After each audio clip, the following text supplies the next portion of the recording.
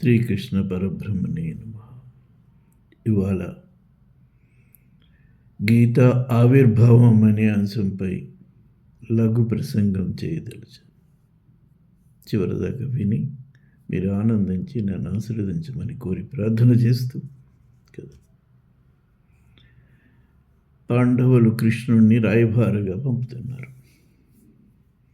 అరణ్యవాసం అజ్ఞాతవాసం పూర్తి చేసుకున్నాం, మా అర్ధరాజ్యం మాకు ఇవ్వాలి, కౌరవ సభకు వెళ్ళి చెప్పమని కృష్ణుని ప్రార్థన చేస్తున్నారు.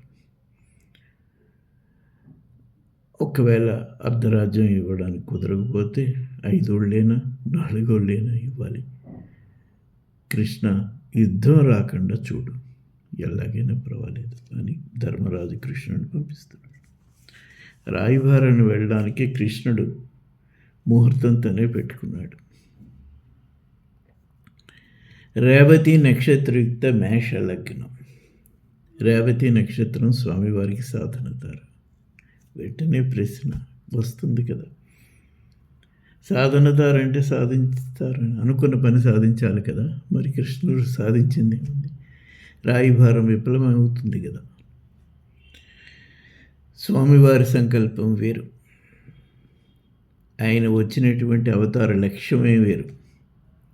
అధర్మాన్ని అణచాలి, కూకటి పేళ్లలో పెళ్ళగించాలి. అది ఆయన అవతార ధర్మం, అది ఆయన నిర్వర్తించుకున్నాడు, ఆయన సాధించుకున్నాడు. సరే, వెళ్ళి 2 రోజులైంది, ఇంకా క్షణంలో రావాలి అని అనుకున్నారు. ఇంతట్లో కృష్ణుడు వస్తున్నాడని ఒక కబురు అందింది. అందుకని పాండవులంతా ఒక చోట సమాసం 5 కూర్చుని ఉన్నారు. ఎదురు బెదిరే కూర్చున్నారు కానీ మాట్లాడుకోరు, ఎవరి ఆలోచనలు వాళ్ళవి. సందిగిన అయిపోతుందేమో అని భీముడు అర్జునుడు అనుకుంటూ ఉంటారు. సంధి కావాలి, ఏమైనా యుద్ధం రాకుండా ఉంటే బాగుండని ధర్మరాజు అనుకుంటున్నాడు. వీరు కూర్చున్న పక్కనే గది ఒకటి ఉంది, దానికి ఒక గది, ఒక కిటికీ ఉంది. ఆ కిటికీలో కూర్చుంది ద్రౌపది. ఆవిడ కూడా జరగవలసినవన్నీ వినాలి, ఆవిడ కూడా ముఖ్య పాత్రధారి కదా, అంతేది ఆవిడ వింటుంది, అక్కడ కూర్చుంది. ప్రస్తుతానికి ఎవరు మాట్లాడుకోవటమే. ఇంతట్లో కృష్ణుడు వచ్చాడని తెలిసింది. వెళ్ళారు, ఎదురయ్యారు, అర్ఘ్యం పాద్యం అని ఇచ్చి కూర్చోబెట్టి ధర్మరాజు అడుగుతాడు, బావా వెళ్ళిన పని ఏమైంది, కాయ పండ?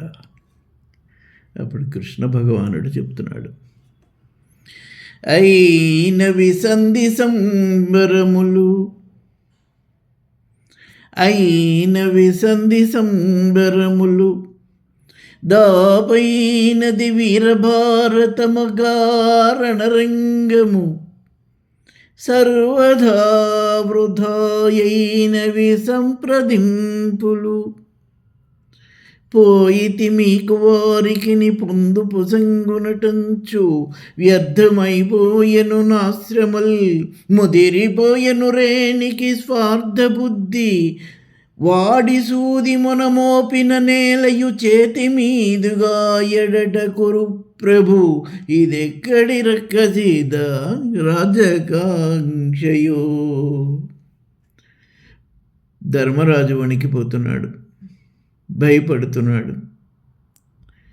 మిగతా వాళ్ళు బాగుందనుకుంటున్నారు.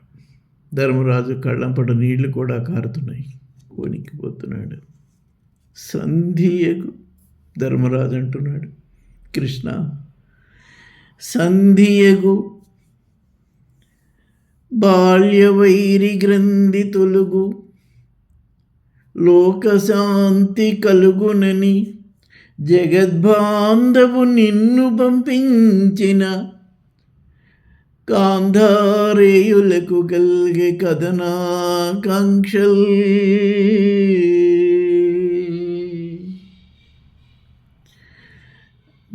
కృష్ణుడు అంటాడు, బావా జగద్బాంధవుడు నువ్వు నమ్ముకున్నావు, నీకు నేను గొప్పవాడిని, వాడికి నేను ఒక యాదవుడిని, పశువులు కాపరని నేను నమ్ముకుంటే కదండి ఏదైనా. చెట్టునుంటే కొమ్మ, చెక్కితే బొమ్మ, గుళ్ళో పెట్టి దండం పెడితే అమ్మ. ఇదంతా కూడా మన నమ్మకాన్ని బట్టి. ఏ దేవుడికైనా మనం నమ్మితేనే ఆయన ప్రాబల్యం, లేకపోతే ఏమున్నది ఏముంటుంది. అంచేత నీకు గొప్ప కానీ నేను వాడు గొప్ప ఎట్లే అన్నాడు. అది కాదు కృష్ణ, తగవులు సహోదరులలో తగవని సగమనుట తగదని నేనింతగా వేడినందుకు బిగిసి ధృతరాష్ట్రసుతుల్ దారుణ రణాంగణమున మారణ మొనరించి తత్కుమారుల తద్రక్తారుణ దారుణీ రాజ్యమునకు శ్రీరమణుడనగుట సిగ్గు చేటు మురారి. చుట్టాల చంపి పట్టము కట్టుకొని సుఖించు కాంక్షి కంటే విరక్తిన్ కావి పుట్టము కట్టుకుని అడవులలో తపస్సు చేయుట మార్గముగాదే. ధర్మరాజా, నువ్వు రాయభరానికి వెళ్ళమన్నావు ఒకందుకు నేను వెళ్ళాను, కానీ వాడు ఒప్పుకుంటాడని మేమే అనుకోలే, నువ్వు తప్ప ఎవ్వరూ అనుకోలే. వాడు ఎందుకు ఒప్పుకుంటాడు? అవసరం మీకు.